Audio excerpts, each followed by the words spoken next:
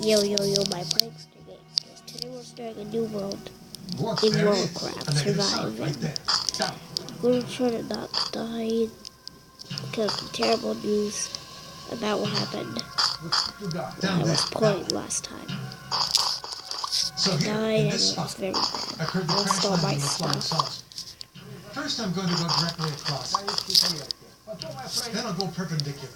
Then I'll go by the diagonal. This is where the boundary begins. Alright, I'm going towards the center. In the center we see a lot of plant growth and compounds. And what's most important is that here it shows a positive signal. Now we are going towards the border. Now they're showing neutral. And here's the other part of the border.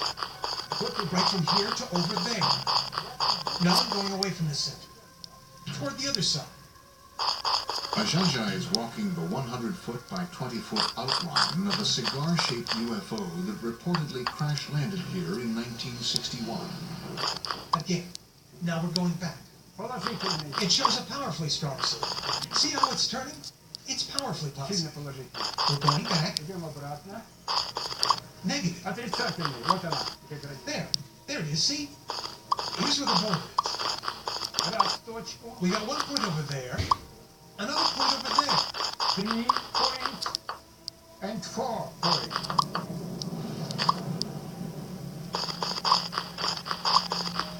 Animals avoid this place. They go around it. Cattle don't graze here. Yes, there is unknown energy, which, as experience shows, affects people in a negative fashion.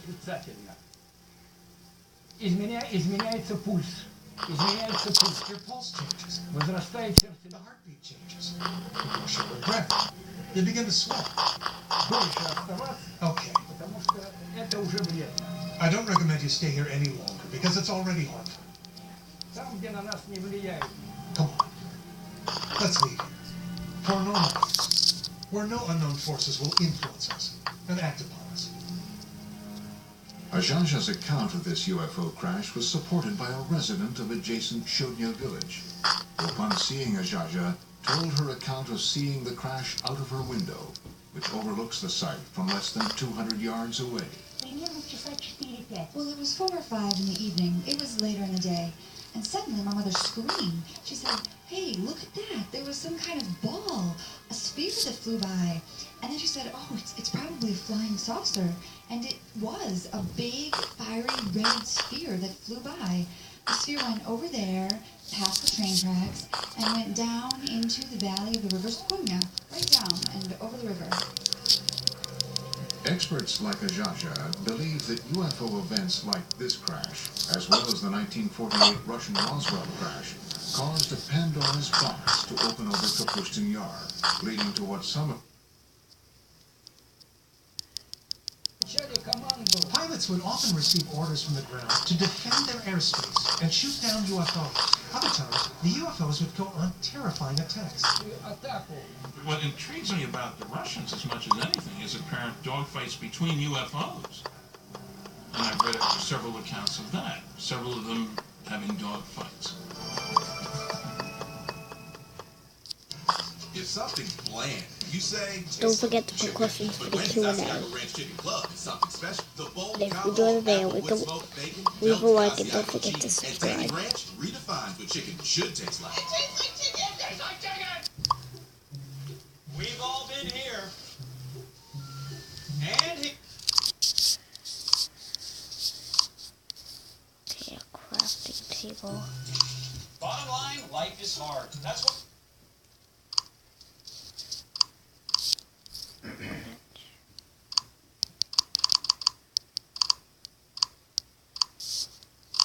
Our agenda is to go ahead and put one on a slab. We will knock this animal down.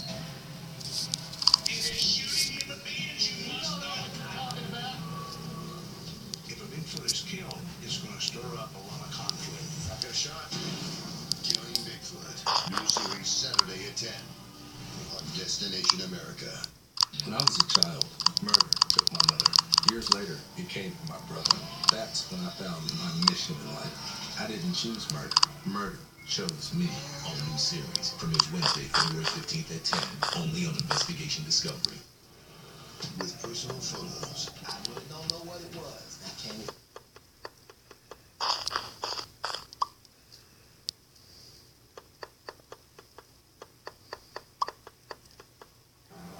Perhaps the most compelling evidence of encounters between Soviet MiGs and UFOs over Kapustin Yar comes firsthand from the most celebrated of all Soviet test pilots, Marina Popovich.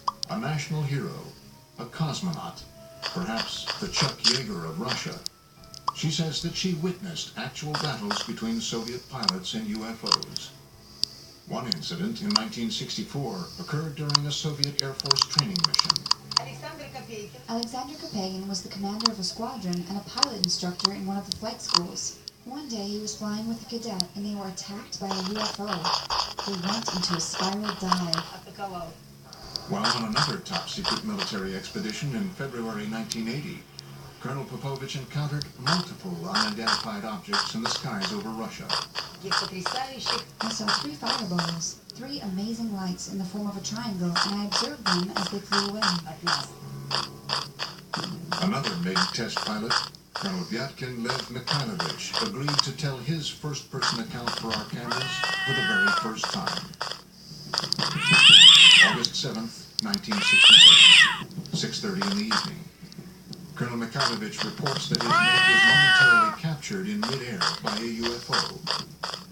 When I was making the aerial move to the left, suddenly from above, I saw a light. This big disc began to slowly light up, and I just had time to quickly tilt the plane, but the wing hit the ray of light.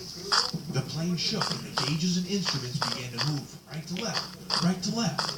It is as though the ray of light dissolved into shining little points of light. Imagine my surprise when my technician named Mikhail said, "Lev Mikhailovich, the wing of the airplane is glowing." As it turns out, for a whole week in the hangar, the left wing was glowing with a white light. They washed the wing with kerosene, and soon after that, the glowing ended. Fortunately, Colonel Mikhailovich's encounter with a UFO over the skies of Kapustin Yar in the 1960s did not end as dreadfully as the famous 1948 encounter in the same skies. No, I wasn't scared. I was just puzzled. I was particularly stunned that the ray of light turned out to be hard, because I felt the impact. As UFO reports continued to stream into the Soviet government from both civilians and military officials, the KGB was busy covering up the reports, silencing those who made them, and clamping down on the press. But all the while, the spy agency was creating an official report on UFO activity in the USSR called the KGB Blue File. Americans will never understand this, because you have to be inside KGB to know the power KGB had. And during Stalin time, KGB was unbelievable power. Written and researched over the 20-year span between the mid-60s and the mid-80s, the KGB Blue File was one of the most extensive official explorations of UFOs ever commissioned by any governmental agency anywhere. The KGB Blue File is a 124-page collection of documents released in 1990. I believe this is not everything the KGB has had in their hands, and I'm not the only one. The Blue File compiled thousands of reports of UFO sightings, dogfights, and crashes, all of which were described in vivid detail. According to the Blue File, as recently as March 21st, 1990, the residents of a dozen Russian towns not too far from the gates of Kapustin Yar all witnessed the exact same UFO sighting between 10 and 11:30 p.m. The following is from a written account of a KGB internal affairs officer. After obtaining more exact information, it was established that a rather large number of residents in nearby cities became eyewitnesses of a UFO, and in several cases 2 UFOs. One witness saw a ray of light emitted from the object that illuminated the Earth's surface. If there are so many rumors and talks about UFOs, sooner or later government will ask its intelligence. What's going on, guys? Explain us.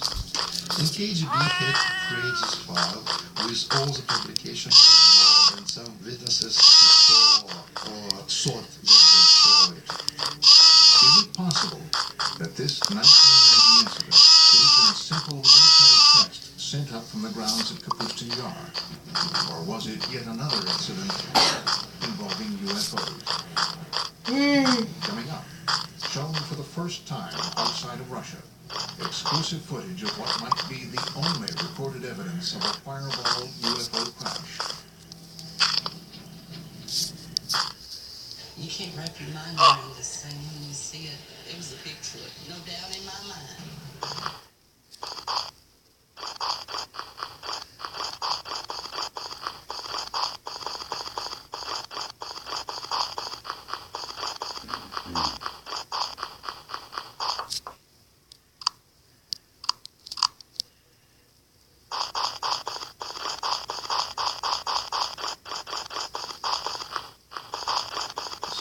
The chilling accounts you've just seen, close encounters of the first kind in and around Kapustin Yar, would have remained yet another Soviet-era secret. It's different, because the time is different. Yeah? If you're talking with elder generation, yes, of course, no question about it. But nowadays, absolutely different. You know, younger generation now, they're living in another society. How I'm and they explaining. have much more freedom. This new freedom in Russia helped the producers of this program acquire, through official channels, this Soviet military footage you are about to see. Throughout the 50s and 60s, the Soviet military experienced a string of failed rocket launches and missile tests that resulted in one disaster after another. Were these simply accidents or retaliatory attacks by UFOs? I have heard a story, for what it's worth, and I don't usually talk about myths, but I've heard that 4 Soviet big launch vehicles were exploded on pads by aliens because they kept trying to shoot down the flying saucer. A Soviet military cameraman captured the after effects of what appear to be 2 fireball-shaped UFOs that, according to experts in Russia, crashed in October 1960.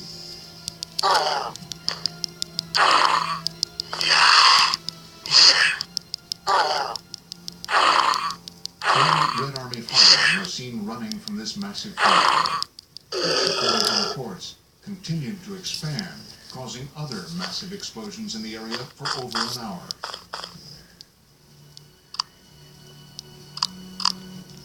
One of the fireballs was believed to have destroyed 3 Soviet rockets on their launch pads, while the other targeted and destroyed a rocket fuel depot. According to experts, the charred remains of the 2 reported UFOs seen here were quickly sent across Russia to Zitko. Try to imagine Earth as an undeveloped planet. And just like the United States and the Soviet Union fought wars over other areas, political wars over other areas, imagine the aliens want our resources.